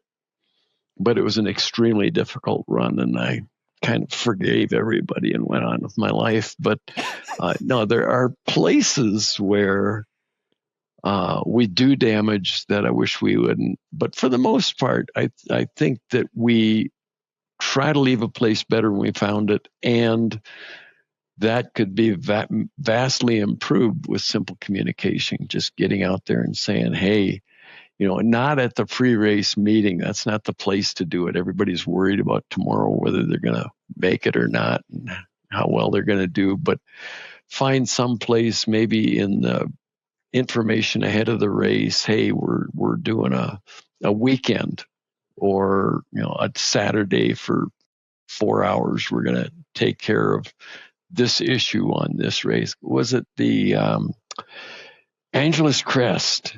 The Angeles Crest run has a section near the finish that is extremely friable trail. I had never experienced anything like. You're at the end of 100 miles and the trail can literally break away under your feet. And it's steep on both, the rise on the right and the fall on the left. But that's one place where they would have the runners come out, and part of their 8-hour trail requirement, they'd work that section of trail, I think, every year, and every year it was a challenge.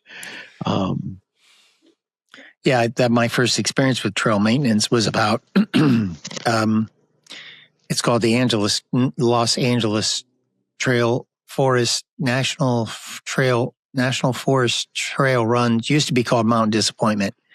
And I was just disappointed they changed the name. And so with the great race director, Gary Hilliard, who's passed now, he was my first exposure to the commitment. You can't run his race unless you come out and volunteer 10 hours. And it wasn't just a paper pushing opportunity. It was like you had to get out there and they'll show you how to use a chainsaw, or depending on your level of experience, they won't hand you a chainsaw. They're going to give you an axe or give you a shovel or give you, right? And it felt so real and so purposeful, and I loved it. And but that was quite some time ago. It was 2019, and COVID hit, of course, changed things up a little bit. But I think it would be great if all people who are all trail runners had a volunteer. I know you bristled at the word mandatory, but I don't know. I don't think it's such a bad thing. I don't mind if we say it's a requirement. I won't take your money. I won't take your $395, or rather, I'll take the $395, but you still can't run the race unless you show up and you do your 5 hours or 10 hours of trail maintenance or something, depending on the race, right? It just feels like it's a one way that we could absolutely get people to do it, whether they're resentful or not. You know, first time I convinced my kids years ago that the dog, we love the dog, but somebody's got to help pick up that dog poop, right? It was a very frustrating conversation for those kids, right? Early on. And then once they did it, they figured out how to make it work. And then they felt like it was part of their ownership, responsibility, obligation, duties with the dog. And I feel that this trail race and maintenance isn't too much different from that. We got to take care of these trails just like we take care of that dog.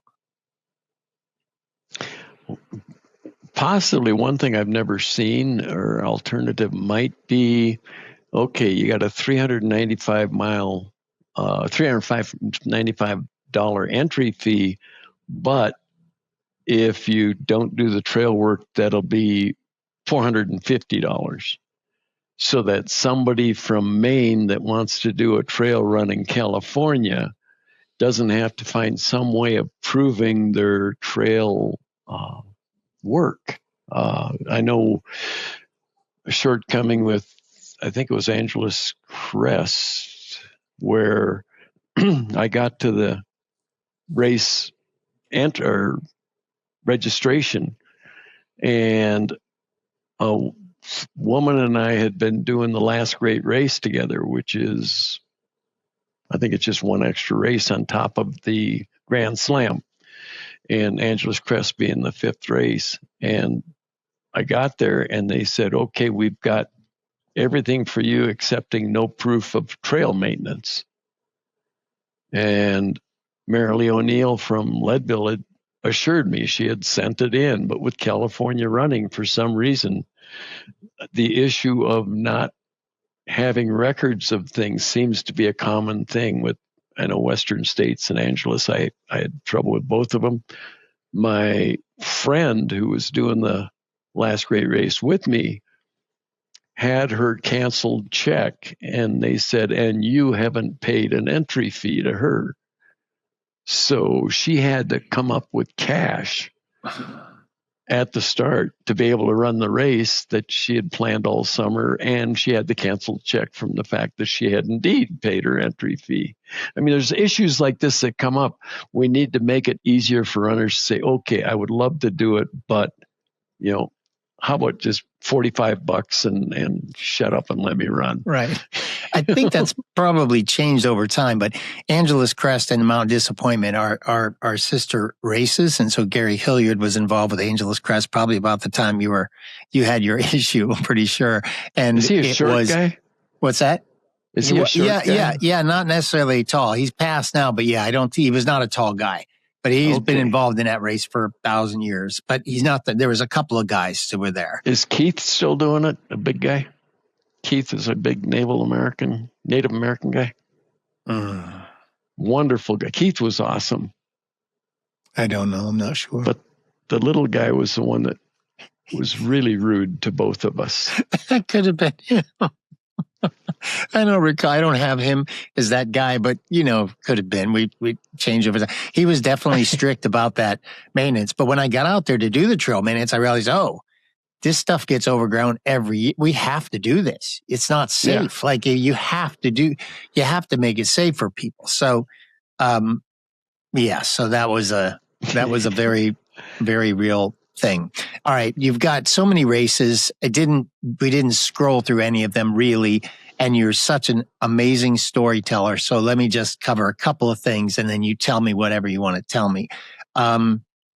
First of all, this is personal, but I hope it's okay because it feels like it's part of the story for sure. You and Diana you tell stories jointly. She's running this, you're doing that, does it help as we get older, let's say over 40 or 50? What role does your partnership play in continuing to run these races and support the sport? That is an endless conversation. Well, we're going to have a series of the Bobby. It's called the Bobby and Diana Keogh series on the Run Long After 60 podcast. We're going to have to call it the Run Long After 77 podcast to accommodate both of them. Endless conversation, but true, right? But it's real, right? Oh my gosh, is it real? I mean, there are so many running widows out there that become running X's because of the runners. And it's the runner's fault. They get addicted and they're gone, and mama's raising the kids and or dad is raising the kids. A close friend of mine did the kid raising, and mom decided after a while it was time for her to leave. It goes all directions. The answer to that question is really wide and really varied, but my personal story is 40 years ago, people were jealous of my crew, and they would go by my aid station and go and just, start salivating. And it got to the point where people that knew us understood that it was their aid station too. They could stop if they were needing something or wanting something they saw on the table. But my wife has been awesome, and she's done some 100-milers. She's made attempts at a bunch of regular hundreds, but at multi-day races, she can finish 100 miles comfortably enough. So she's on both sides of the spectrum. She understands what I'm going through. She appreciates what I'm going through. Our families have been very supportive in the background. We're in the process right now of trying to work out something at Pony Express where my brother comes down from North Dakota to crew me so that Diana can crew a friend that came out from Texas to crew me last time I did it. She wants to run her first 100 at the Pony Express the last year that Davey's putting it on. So, wow, is that a mixed question? It goes all kinds of directions. But until you said basically even this podcast, right? You got a computer, figured out how you can get on. Thank you so much. You became a legend for me because you both Cliff Matthews and probably was it Pete Livingstone or some people, a handful of people was like Bobby Keogh got to be. So you became this. I wanted to track down this bear at night and see if they would stop and talk along the way. But when we started, it was then Diana became a big part of the mix, and not because it's a team. And do you actually know, or have you ever actually known like a runner's widow or runner's widower, meaning, if they became exes? Do you know stories like that? Because I've never actually heard it. Oh, absolutely. Okay. Oh, wow. Many. Well, back in the early days, it was even with 10Ks, you could end up with a running widow or woman felt that he's out training, he's out racing, he's out. And here I am doing all the groundwork of keeping a family together. So no, you go your direction, I'm going mine. I can't, I'm sure there's been dozens that I've known it's happened to. I've heard people golf. I've heard golf. Sorry? Golf widows? Yeah, that. I've heard that because, but This is, it makes sense, of course. And I think that's why I was so curious, and I love to hear that Diana's in the mix. And I bet also it's because you've been doing this for a minute. It's not if we're 50 and he's running all the time. I don't know. And I'm raising the kids. Okay. Well, it feels like a common, no matter what you're interested. Oh man, he's bowling again. You know what I mean? Although if you're out there saying, oh man, he's out there running a 6-day event again. I mean, that's a little different level of stress. I'll give you that. You don't live, you're like a guy who doesn't live in regret, and neither do I, though I did spend a minute of time. I spent too much time like thinking about the trash we make on the course this time. I don't know why I did that, but anyway, with your forgiveness, I appreciate your patience, and you don't live in regret, I don't think. However, you've been doing it long enough. So do you have a race, like a single race regret? Oh my gosh. Probably not a single. No, I've got many, I'm sure. Oh my gosh, have I got many? What?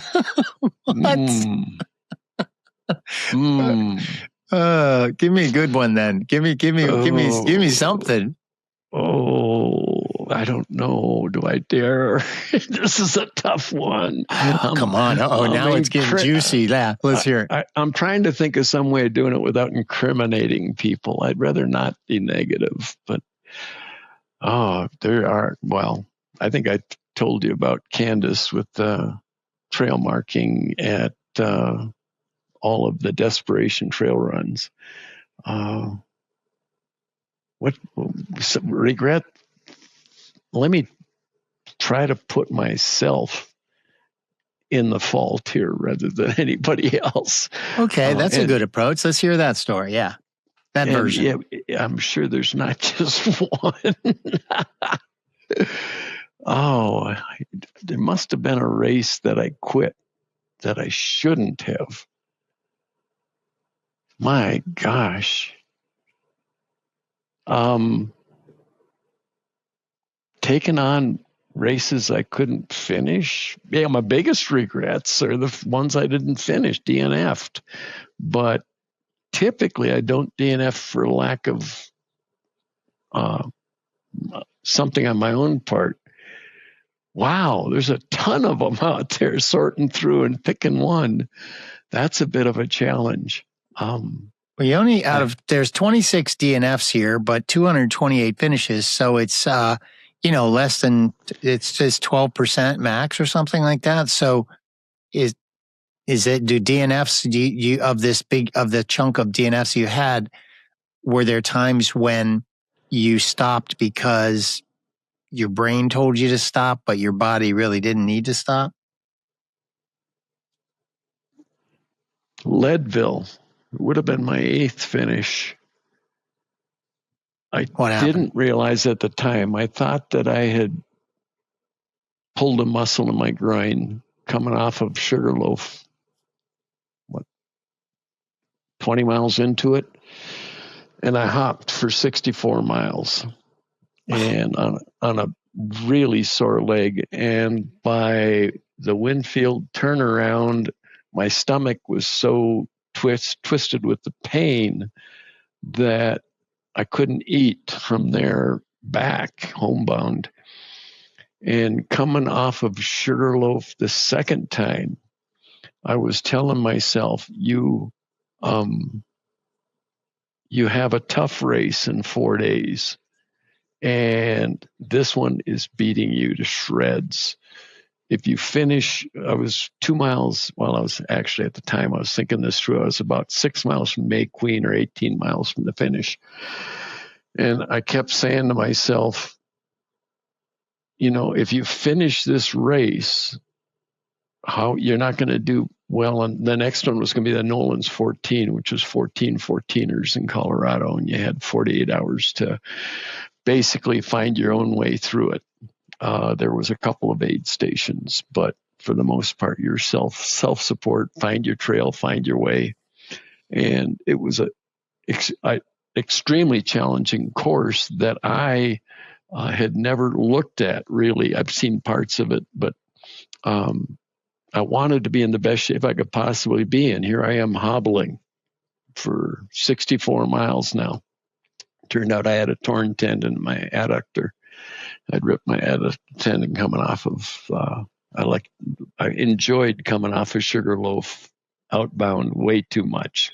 I would pass. I gained about 40, 50 positions because I'd just fly down the mountain and rip something in the process. So I was coming up to another guy that was on his 10th Leadville finish who was quitting. And he said, my crew is coming out to get me. And I said, well, I got a tough race in 4 days. I'd better quit. And I let his pickup truck pick me up and take me to May Queen. And I got to May Queen, and they said, but you got plenty of time to finish. Even if you hobble, you got lots of time.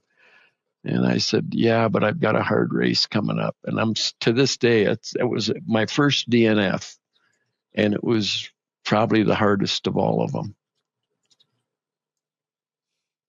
Trying to track that down. I'm trying to track down when that was, because I don't see it here. Because you did Cascade 100. There's been a couple of times when you did Leadville, and then Cascade was right after it. Couple weeks out, and Leadville doesn't even appear on your DNF list, probably because they love you so much they don't want to put a Leadville DNF here. Really? Yep. That's weird. I don't know that Nolan's was on any lists at the time. It was third year that it was organized, and the last year because the Forest Service denied their permit. From then on, it became a challenge, which I've gone out and played with the idea of challenging it. But it's a tough course, and I've consistently had difficulty on Princeton. So Okay. All right. You squirmed out of regrets pretty good. So if another one comes to you, you can talk about that one. What's a race? Health aside, like if you could run again, like if you could run, whatever. What's a race that you would do again tomorrow if you could? Tour de France in Italy. Tour de France. Oh man. Had you thought about that? I'm looking, did you try it? Did you attempt it or no?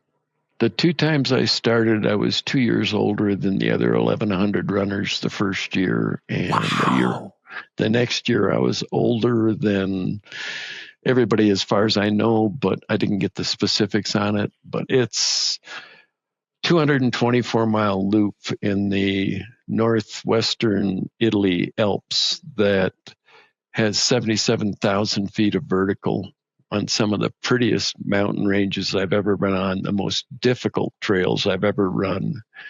And my last DNF there was 4 years ago. So 4 years ago. Wow. So that, for some reason, that doesn't appear up on Ultra Sign Up either, but I've had many people that I've talked to about Tour de France. So, okay, I love that. That's a great answer. So 4 years ago, you went out again, and no. So if you could, you go back there. Okay. European and Mexican spectators are the most amazing. They're more amazing than ultra runners. They're awesome spectators. The second start at Tour de France, people, 30% of the crowd in the mile and a half you wound through city streets was chanting my name. It was just, I wished I'd had a GoPro. And then in the course, it was right after COVID. People were not traveling, and I was wearing a bandana on my harness that I'd use to clean my hands or face or whatever. Yeah. And it was a red, white, and blue striped bandana. So people would say, Maricón, Maricón. And then they'd look at my face and they'd realize that this is like an ancient Maricón. And they'd say, Grande or Magnifique or something. All along the course, I was getting these jaw-dropping reactions from people. They were just so excited, and then they'd start hollering, go, go, go, and just all kinds of encouragement. Even though I was in the middle of maybe a string of runners, I was the one that they paid attention to because of my white face. I'm so glad I asked. I've seen enough videos of that, and going up the mud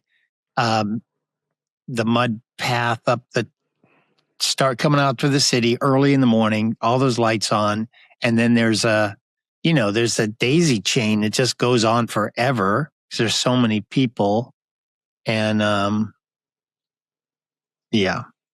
coming off the streets, there's a traffic jam that I swear I spent 5 minutes waiting to get onto that muddy trail to start the climb.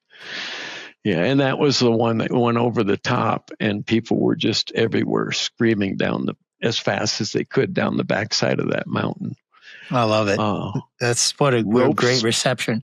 Have you done UTMB events? No, when that first happened, I was doing something. Probably I was the first and second American to finish the West Highland Way 95 miler in the Scottish Highlands. And I think it was during them, UTMB was just starting. No. It was in Switzerland. We were at a train station, and there was this foreign runner there in running outfit that had just won the UTMB marathon. Okay. And we chatted with him for a bit. His English was okay. My whatever he was speaking wasn't much better. We had this really good conversation, rode the train into, I can't remember the name of the town in Switzerland, but we're doing the Davosplatz. It was Davos. We were going into Davos for the 78K there. And at check-in, here's this guy sitting behind a table autographing stuff for people. And I'm like, what? But it was just one of those experiences that made me want to run the UTMB. I think by the second or third year, it was lotteried. And I said, that's it. I'm not going to do a lotteried run. I would love to go run around that mountain. I've seen it. You can see it from the start of Tour de Jones. You can see it from different places I've been. And it's literally 3 countries own Mont Blanc. And it's like, gosh, it would be a real classic. But no, I haven't done it. The organization itself has grown up strong, and I think Aravaipa kind of modeled its own growth strategy based on UTMB. So now UTMB is taking over races all over the place, and people who have run both organizations more than once, people are be like, UTMB just has it down. They know how to do it. Even if you're going to a race where there's 8,000 participants or whatever, that just blows me away. The amount of people is fascinating. And so that machine has to be as well oiled as you can imagine. And I hadn't heard,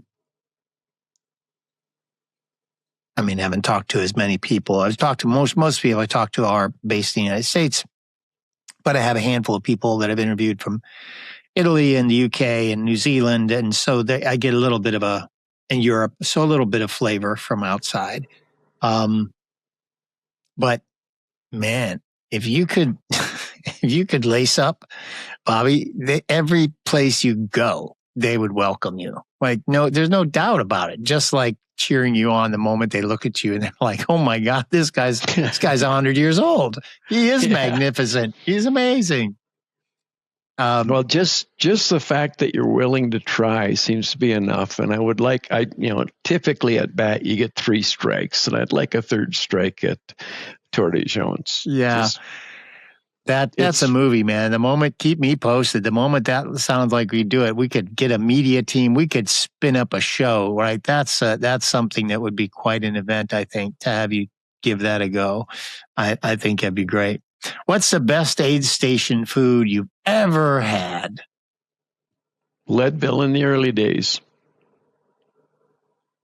Incredible. It was amazing. I mean, I'm sure the runners didn't eat 30% of what was available. Right. At one aid station, they had the local restaurants competing for dessert, best dessert. It was Twin Lakes. It was, wow. You'd walk through and it's like, I know it's sugar, but wow. I'm just going to look at it and get enough energy to go down the trail. Yeah, man. You stuff a cheesecake in your mouth after that, you're going to be going faster, at least, until you crash. Maybe While you you're get to the next aid station. You're climbing Hope Pass, so what the heck? You might as well be flying. Yeah, the first time, and then the second time, and then Well, that's in fact one of my mistakes or regrets in running was. Yeah. At Hope, they have an aid station with oxygen, and I went in feeling a little lightheaded and thought maybe I ought to take a couple hits on their oxygen. Well, when you committed, you had to stay 10 minutes on the oxygen. And sure enough, I zipped up over the pass down the backside. But boy, the second climb, my oxygen was just plummeted. And I said, you'll never touch that stuff again. So why did that what physiologically, what happened to that? I have no idea. I think my blood red cells evidently jumped and my O2 levels and my oxygen was up and I was doing really well. And then, you probably move a little faster than you're supposed to be moving and burn yourself a little deeper than you should have. And you turn around and come back and it hurts. Hey, wait a minute. Maybe Bobby Keogh just invented a new product that'd be really good for people over 60. What if you could take, maybe this already exists. What if you could take like a little shot, like an EpiPen, like if you're dying, you shoot yourself in and you get that adrenaline back. What if you could have like a little oxygen canister? That sounds illegal, but wouldn't that be cool? Like, okay, you're down like, and it's just oxygen. As long as you only did 1 or 2 hits. Right. You don't want 10 minutes. I'll guarantee you it hurts. Yeah, that sounds... I mean, it's the same as caffeine or sugar, though. Yeah. Anything you take out there, you've got to be judicious. You got to, and that's where I like real food. Real food has a tendency to treat you the way your body is supposed to be treated. Yeah. As an experiment. I use gels on occasion. I use a few things that I wouldn't normally. In fact, I set up a caffeinated drink at if I'm doing mile loops or something like that, and I'll take a couple sips rather than the whole drink. So I just meter it in rather than right, just enough to top you off or something. What's one since 1981? What's and there's so many, I'm sure, but what's one thing for sure that's gotten better in ultra running since you started? Just one thing. What's gotten better? Accessibility. There's hundreds out there available. It's amazing. Did you repeat? And really, as much as I think I told you before, I've never had a computer, a telephone, a television, a microwave, none of that stuff. So entry is strictly my wife's category. She's my secretary. She makes sure things happen. When we spend 7 weeks in Europe, she does all of the reservations and everything ahead of time for all of our stays and transportations. And that's why we're not in Europe this summer, because she didn't want to go through it again. But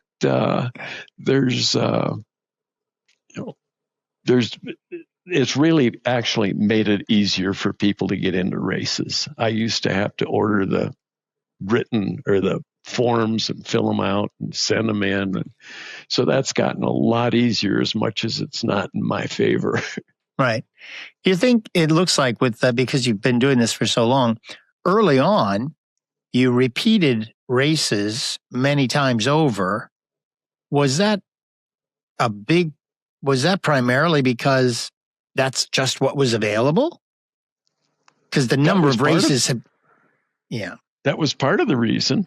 And the fact that the races were well administered or administrated was the biggest thing.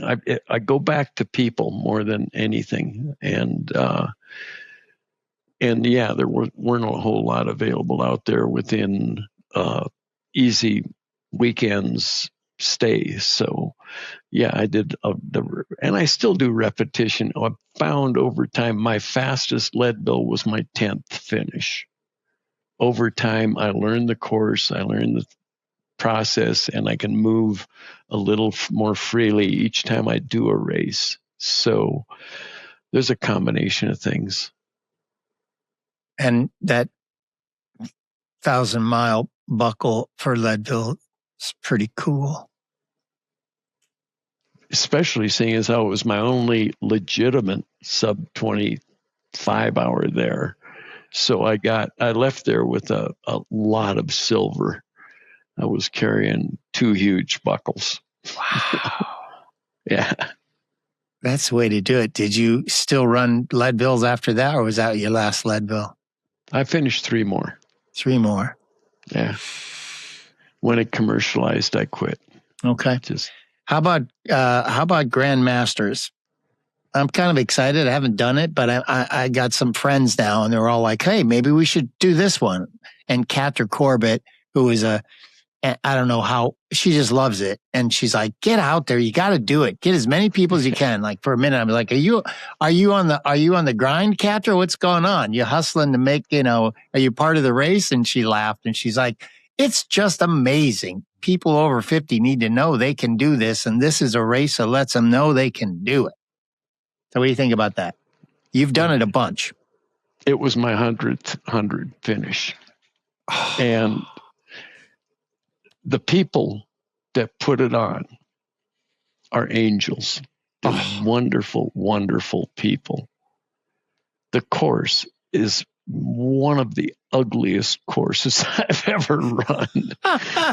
Every year, you're confronted with as many as 90 off-road vehicles out there raising dust, and it's an off-road paradise. There's a little, I don't know what it is. There's a race course close by that you can hear the buzzing all day long. That must be a bowl down in like a hole in the hillside somewhere.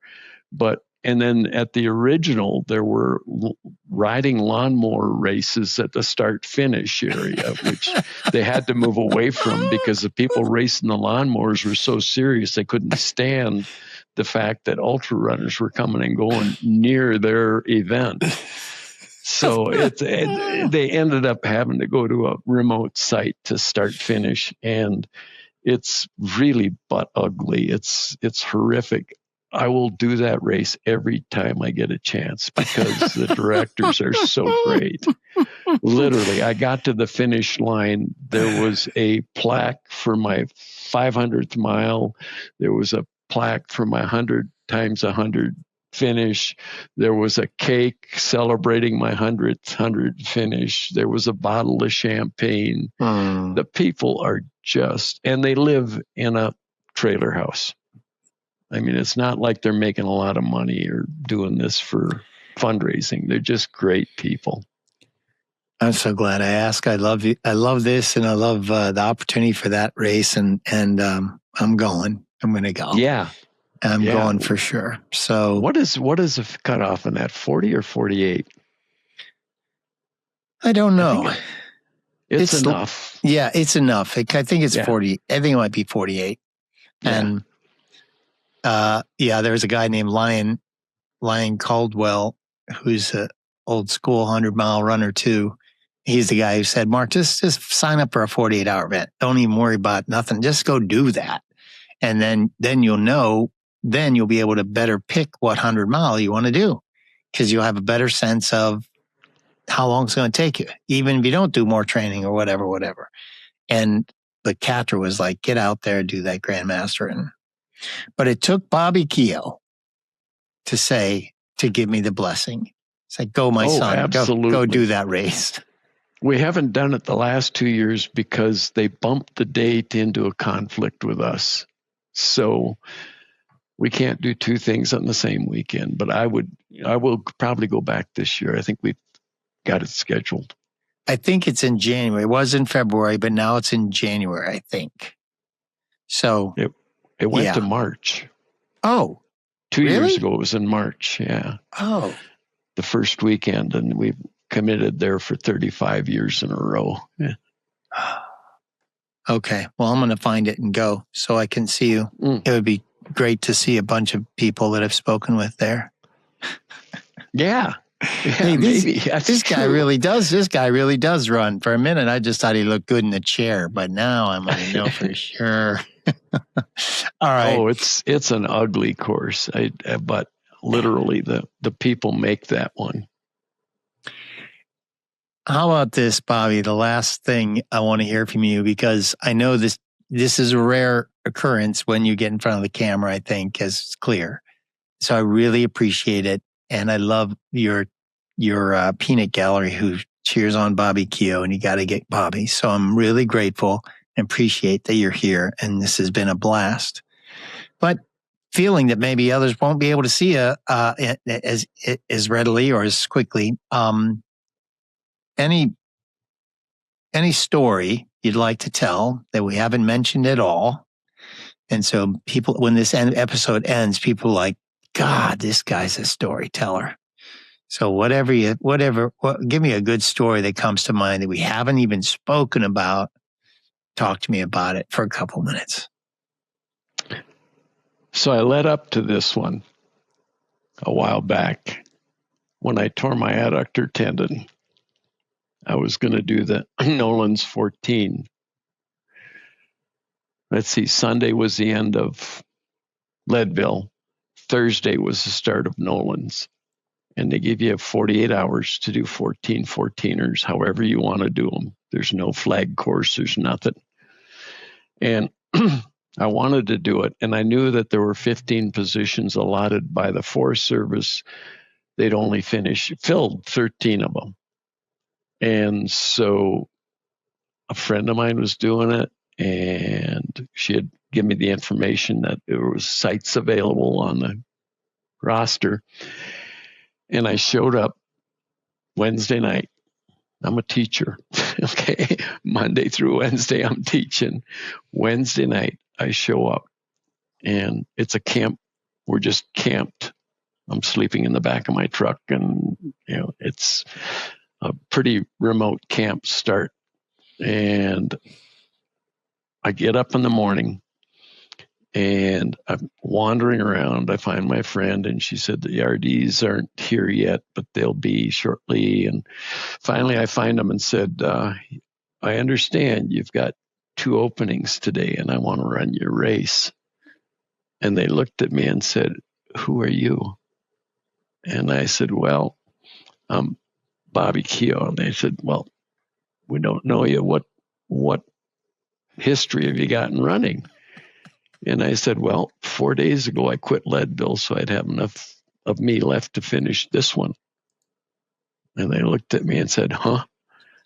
And I said, I know Jenny over here, and I know a few people here. They can vouch for me that I won't, create too many problems on your course. And so they hem and haw, and there's 2 or 3 of them have to make this decision between them whether they're going to let this total stranger on their course. And finally, they agree to it. And I give them stuff from my aid station. Hans-Dieter Weishauer is going to be my crew. It turns out he's crewing 4 other runners in this thing. And I'm like, oh, crap, this might not work. And so I forgot I couldn't find my flashlights. Oh, no. And I'm like, okay, you're going to do what you can without flashlights. And I end up giving them an aid station worth of cases of drinks and stuff for me. And Hans isn't there at the start. So the race directors say, okay, we're going to have to give this to Hans and add it to the stuff he's got. So basically, I take off about probably 10 minutes behind the pack. And this is a course I don't know. And I know where I'm going, kind of. And I start up the first mountain. And as I'm approaching the first 14 summit, the last runners to have left it are coming down. And I talk to them a little bit, then I go up and tag the peak, and you got to radio in. I'm on such and such a mountain at such a time. And then once you're okayed, you go on to the next mountain. And I'm looking at the next mountain. I'm staring at the valley between, trying to decide how I'm going to get from point A to point B. And I remember where these guys have gone. So I'm racing down behind them, and they're going down this really steep, it's a choked scree chute that has big boulders and stuff choking it. So I'm able to catch them in that scree chute because at that point in my life, I loved downhill. Okay. Unfortunately, 4 or 5 days before, I'd ruined my ability to race downhill. I didn't realize it at the time, though. So here I am still racing downhill on a torn tendon. and I'm hopping from rock to rock and hanging off of one and dropping to the next. And I get down and I go past them and I get to the bottom, and it's a quagmire of choices. And some of it's going to be swampy, and I'm looking at it, and I start making a decision one direction, and they're going another. And I said, well, shut up. They probably know what they're doing. And I turned around and went behind them and caught up. And one of them says, he's an older guy, he's probably in his 50s. And he says, I don't think I can do this. And I said, well, do you happen to have a flashlight I can borrow? And he said, what? I said, well, I couldn't find my flashlights. I know I've got them in the truck. I just couldn't find them. And he says, here. And he gave me it's a little two battery flashlight back in the incandescent light days, and handheld. And I head off with that. And he's going to go over the next mountain and quit at the station beyond it. Yeah. And to shorten a long story, I think I was the second morning climbing a Oxford Belford, were the two peaks at the top of this scree pile.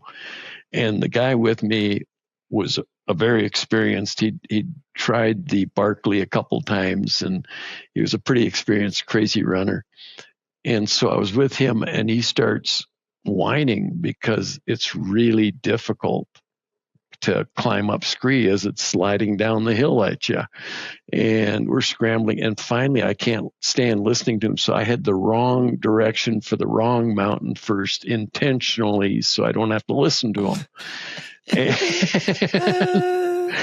I get on top of that when I call myself in, and we meet in the saddle between the two mountains. And he is purple and hypothermic and shaking, but he's got both finished. And it's like, okay, you go start or tuck behind this rock here. I gave him all of my extra clothes. I had maybe a stocking cap, gloves, and T-shirt and jacket in my pack. It was cold enough between these two that my water from my pack to my mouth was turning to slush. Oh, and I was wearing shorts and a short sleeve T-shirt, nylon shorts and a short sleeve T-shirt. Crazy man. Crosswind that's kicking me off the trail. It's so hard. And I give him all my extra stuff. I says, I'll be right back, and we'll go down together. And I get to the second peak, call in, get back to him, and he's looking really bad. And it just happens, there's a twin scree chutes going down. I said, you take the left, I'll take the right. And on the way down this scree chute, you leap and slide. Wow, okay. And it had become a sport in Colorado to do scree descents like this. I didn't realize at the time, but at any rate, we're going down together, and everyone, it's crazy enough that you can be in the air and I can look over to see how he's doing, because I know I'm just going to hit scree and slide, and I'm getting a feel for what it's going to be like. And his color is turning back to flesh. And I'm like, holy cow, he's just getting out of elevation and he's already improving. The next aid station is a tent, that a little pup tent that's backpacked in, and two guys with a little camp stove. And they feed us and a little bit and give us some hot drinks. And I look at him and I said, Steve, I said, you'd better get in a tent. I think you're done. And he says, I agree. And he crawls into a tent. and I'm climbing the next peak, and I didn't want to sleep with him, so I curl up next to the trail about 2 miles on and take a quick nap, and then finish my climb, do another scree descent, and what is that? That's our 10th peak, and you're doing just as many as you can do. And on the scree descent, everything goes well, and I get to the ground, and I'm heading to the next mountain, which is Winfield's a turnaround for Leadville. I'm forgetting the name of the mountain, but it's just beyond Winfield. You don't get it in Leadville. So I'm heading for that one. And I can see where there's a trailhead and possibly, place where cars can access. I'm trying to learn what it is I'm getting myself into here. And I'm climbing the next peak, and I get to a valley, and I'm looking, and there's 2 peaks that look like they could be it. My compass is pointing right between them. This is the direction I'm supposed to be going. So I've got to make a choice. Which one of them am I going to do? And I said, I've been hallucinating all day long. The trail's been melting out from under my feet. I've had to keep moving just to stay on something that was solid enough for my foot, because otherwise I'd sink into the trail. And I said, you're really not in good shape to get yourself lost. The sun's setting. It's getting dark. You got to go back. And I head back down. Damned if Steve isn't coming up the trail. And I'm like, Steve, what are you doing out here? He said, I took a little nap. I felt great and went on. I said, well, he says, I know where we're going. So he takes me back up. And he says, okay, that's the peak. And it can either be approached on this scree pile here or this bouldering problem over here.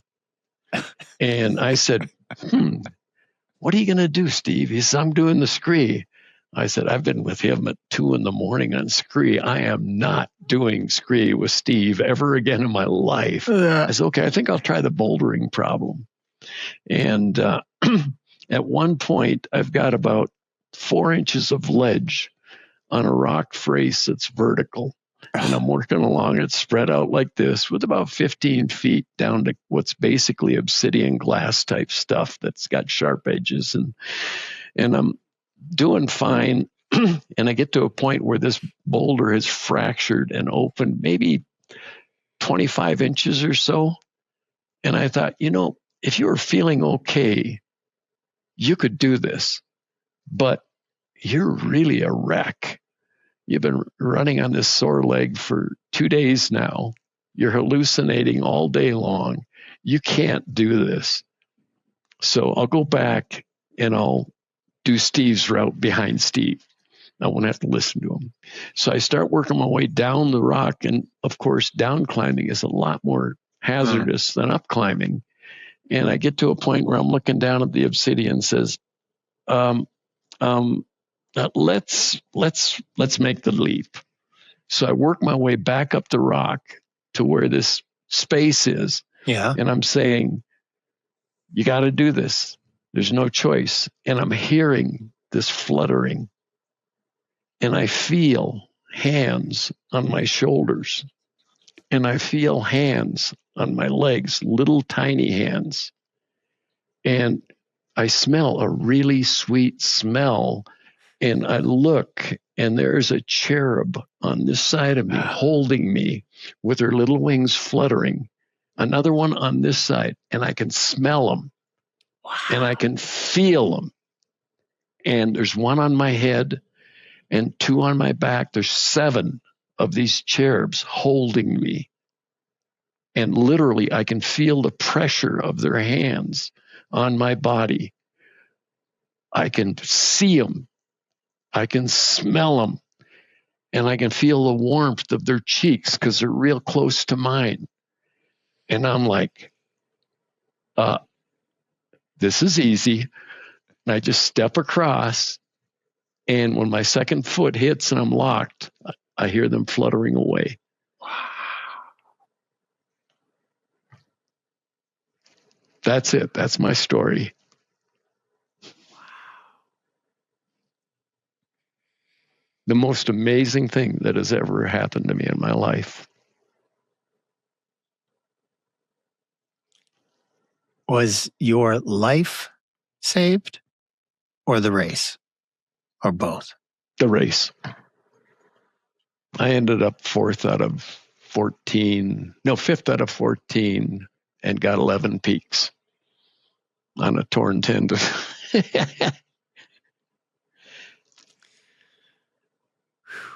And never since.